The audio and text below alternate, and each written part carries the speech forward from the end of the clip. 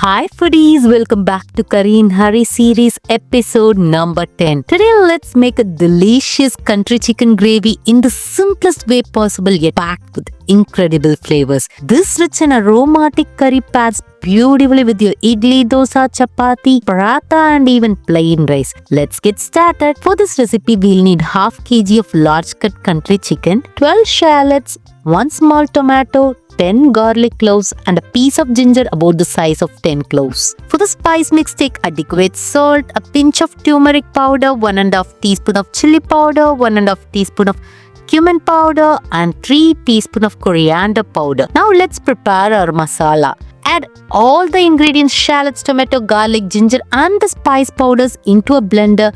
Pour in some water and grind it into a smooth aromatic paste. Next, take half kg of country chicken in a bowl.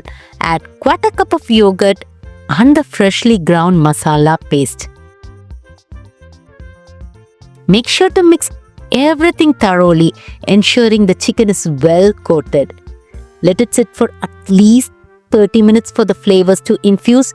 For an even richer taste, refrigerate it overnight for deep marination. Now let's start cooking. Heat sesame oil in a compact Hawkins pressure cooker. I love using this cute handy cooker as it makes cooking so much easier. Once the oil is hot, sprinkle in a handful of curry leaves generously. Then add 1½ cup of sliced shallots and saute them until they turn soft and pink.